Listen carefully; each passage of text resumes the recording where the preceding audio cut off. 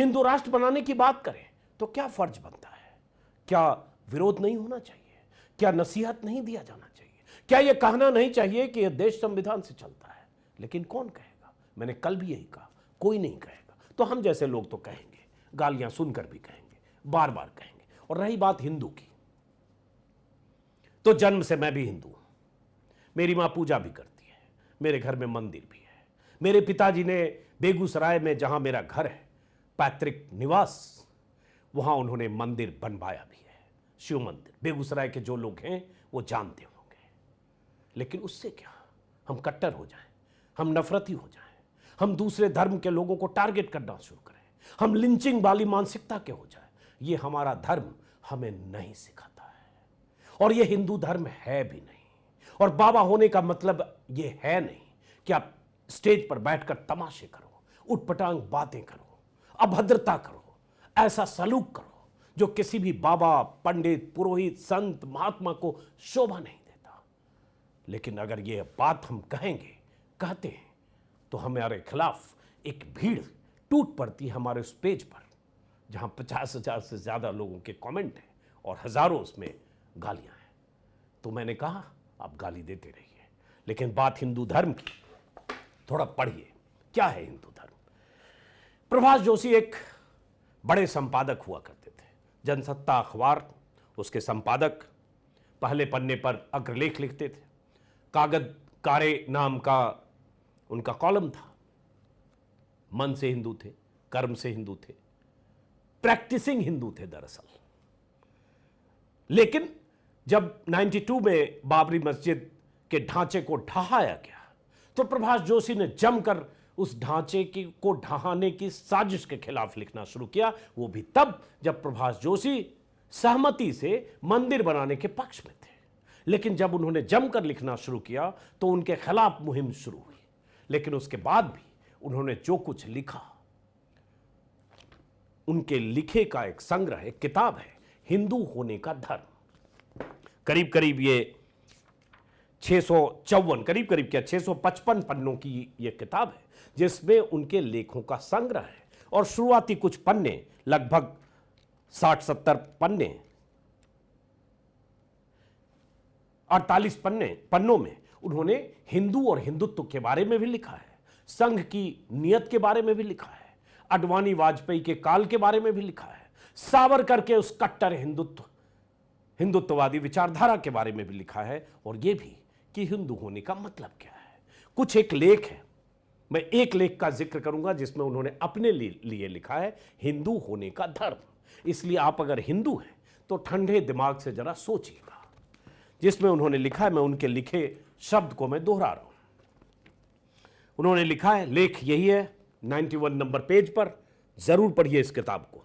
बहुत कुछ उस समय की राजनीति भी समझ में आएगी, और यह भी कि जब प्रभाष जोशी उस समय की सरकारों के बारे में, प्रधानमंत्री के बारे में, या वाजपेयी काल में वाजपेयी के बारे में, आडवाणी के गृह मंत्री, डिप्टी पीएम रहते हो आडवाणी के बारे में जब लिख रहे थे, तो क्या क्या किस हद तक लिखते थे। लेकिन उसके बाद भी क्या उनको इस तरह से लिंच करने की, शाब्दिक लिंचिंग की बात कर रहा हूं, ऐसी स्थिति थी, या वो डर से उन्होंने लिखना बंद किया था? क्या उन पर पाबंदी लग गई थी? क्या उनके लेख छपने बंद हो गए थे, या उनकी धार कुंद हुई थी? ये देखना चाहिए।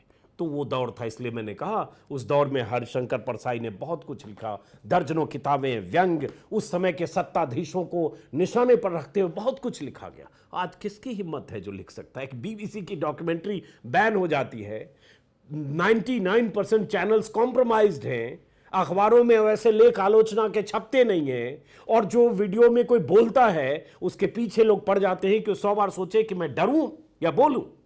बहरहाल मैं बोल रहा हूं। तो इसमें प्रभाष जोशी ने लिखा, जिसके कुछ लाइनें आपको बता रहा हूं। हिंदू होना अपने और भगवान के बीच सीधा संबंध रखना है। मुझे किसी पोप, आर्क बिशप या फादर के जरिए उस तक नहीं पहुंचना है। मुझे किसी मुल्ला या मौलवी का फतवा नहीं लेना है। मैं किसी महंत या शंकराचार्य के अधीन नहीं हूं। गौर से सुनिए, मैं किसी महंत या शंकराचार्य के अधीन नहीं हूं।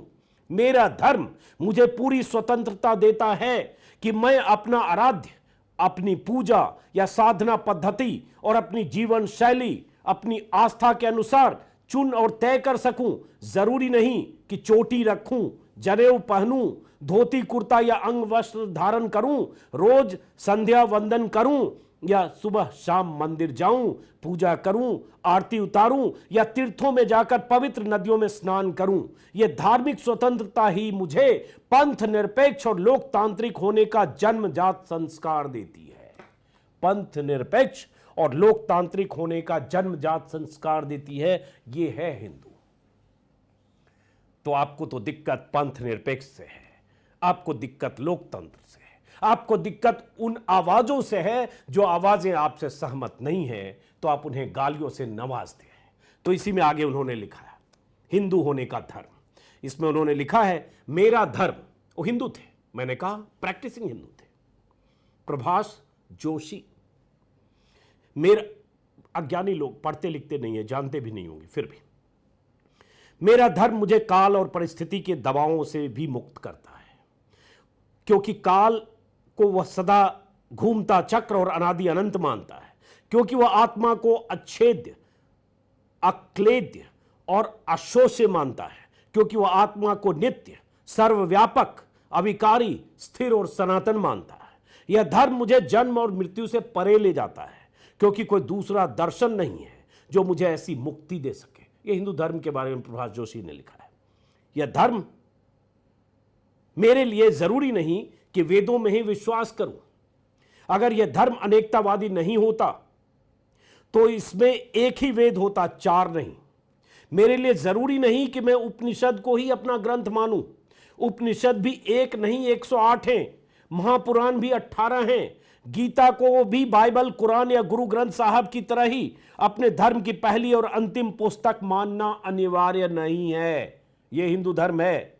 गाली देने से नहीं होगा, दिमाग में जहर भरने, नफरत भरने और दूसरे धर्म के लोगों को टारगेट करने से नहीं होगा। आगे सुनिए, गीता महाभारत में है और उसके कई श्लोक उपनिषदों में हैं, कई पुराण हैं, धर्मशास्त्र हैं, लेकिन इन सब को ताक पर रखकर सगुण या निर्गुण भक्ति की भी लंबी और अनंत जीवनदायी परंपरा है। भक्तों ने गुरु का होना अनिवार्य माना, लेकिन गुरु को सब कुछ मानने वाले कबीर ने भी कह दिया कि गुरु की करनी गुरु जाएगा, चेले की करनी चेला। यानी अंतिम गणित और घड़ी में गुरु भी आपको बचा नहीं सकता, उसकी करनी वह भुगतेगा और तेरी करनी तू। इसलिए अंतिम सत्य तेरी करनी है और उसका फल तुझे भुगतना है। अपनी करनी के फल से कोई निस्तार नहीं है, इस जन्म में नहीं तो अगले जन्म में भुगतना होगा। तो ये उन्होंने हिंदू होने के धर्म के नाम से एक लेख लिखा जिसमें उन्होंने परिभाषित किया है। लेकिन आज क्या हो रहा है?